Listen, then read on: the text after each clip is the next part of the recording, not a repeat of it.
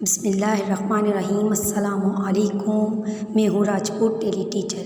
प्यारे बच्चों, आज हम सीखेंगे has and have, don't have and doesn't have का इस्तेमाल। सबसे पहले प्यारे बच्चों, आपको ये मालूम होना चाहिए कि हम हैव और हैज़ का इस्तेमाल करते कहाँ हैं। अगर आपके जुमले में आई, यू, वी, दे और प्लूरल नेम इस्तेमाल हुआ है तो आप हैव का इस्तेमाल करेंगे। इसके अलावा ही, शी, इट और सिंगुलर नेम इस्तेमाल हुआ है तो आप हैज़ का इस्तेमाल करेंगे। ठीक, सिंगुलर नेम का मतलब है कोई भी एक नाम और प्लूरल नेम का मतलब होता है दो या दो से ज़्यादा नाम। क्लियर? ठीक है। इसी तरह आपको अगर आई, यू, वी, दे और प्लूरल नेम का कोई नेगेटिव बनाना है तो आप डोंट हैव का इस्तेमाल करेंगे। और इसके अलावा अगर आपको ही, शी, इट और सिंगुलर नेम का इस्तेमाल करना है तो आपको डजंट हैव का इस्तेमाल करना है। क्लियर? चलिए, हमारे पास कुछ सेंटेंसेस हैं। जब आप उन्हें गौर से देखेंगे, सुनेंगे तो आपको हैज़ और हैव का कॉन्सेप्ट क्लियर होगा। चलिए अपनी वीडियो स्टार्ट करते हैं और सीखते हैं हम हैज़ और हैव का मुकम्मल इस्तेमाल। प्यारे बच्चों, अब हम हैव और हैज़, डोंट हैव और डजंट हैव का इस्तेमाल अपने जुमलों में करेंगे।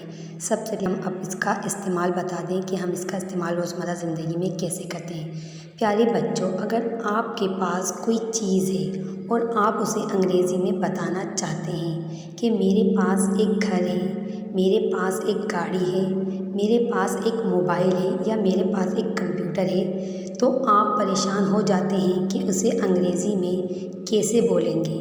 तो परेशान होने की बिल्कुल ज़रूरत नहीं।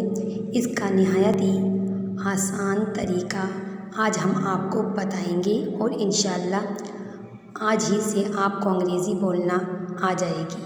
चलिए, पहला सेंटेंस है हमारा आई हैव अ पेन। जैसा कि मैं आपको बता चुकी हूँ, आई के साथ इस्तेमाल किया जाता है हैव। इसका मतलब है आई हैव अ पेन, मेरे पास एक कलम है। हमारा दूसरा सेंटेंस है यू हैव अ बुक, आपके पास किताब है। अगर किसी के पास किताब है और आपको बोलना है यू हैव अ बुक, तो इसका मतलब होता है आपके पास एक किताब है। यू के साथ हैव का इस्तेमाल किया जाता है। हमारा तीसरा सेंटेंस है we have a lot of money, हमारे पास बहुत सारा पैसा है। हमारे पास बहुत सारा पैसा है। अ लॉट ऑफ का मतलब होता है बहुत सारा। अब हमारा दे हैव टू कैट्स, उसके पास दो बिल्लियाँ हैं। यहाँ से अब हम आ को हटा देंगे और टू का इस्तेमाल करेंगे। Ali and Aamir have 500 rupees, Ali और आमिर के पास 500 रुपये हैं। शी हैज़ अ बैग, उसके पास एक बस्ता है। शी के साथ हैज़ का इस्तेमाल किया है हमने। ही हैज़ टू कंप्यूटर्स, उसके पास दो कंप्यूटर हैं। ठीक है, ही के साथ भी हम हैज़ का इस्तेमाल करते हैं और कंप्यूटर के साथ हमें एस लगाना है क्योंकि यहाँ दो कंप्यूटर की बात हो रही है।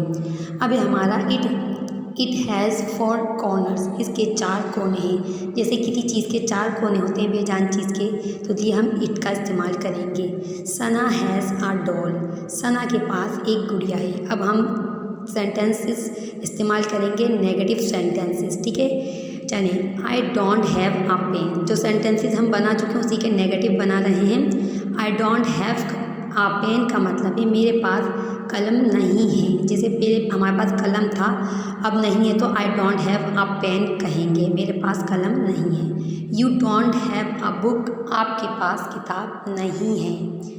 We don't have a lot of money, हमारे पास ज़्यादा पैसे नहीं हैं। दे डोंट हैव 2 कैट्स, उसके पास 2 बिल्लियाँ नहीं हैं। Ali and Aamir don't have 500 rupees, Ali और आमिर के पास 500 रुपये नहीं हैं। जैसा कि मैंने आपको बताया था, जब दो नाम इस्तेमाल करते हैं तो हम क्या इस्तेमाल करेंगे, don't have. She doesn't have a bag, उसके पास बैग नहीं है। ही डजंट हैव 2 कंप्यूटर, उसके पास 2 कंप्यूटर नहीं हैं। इट डजंट हैव 4 कॉर्नर्स, उसके 4 कोने नहीं हैं। सना डजंट हैव अ डॉल, सना के पास गुड़िया नहीं है। क्लियर? अच्छे तरीके से आपको इसकी प्रैक्टिस करनी है, कहाँ डजंट हैव और डोंट हैव का इस्तेमाल करना है नेगेटिव सेंटेंसेस के लिए और कहाँ हैव और हैज़ का इस्तेमाल करना है। मैंने आपको शुरू में समझा दिया, आपको अच्छी तरह प्रैक्टिस करनी है। ठीक है, अल्लाह हाफिज़।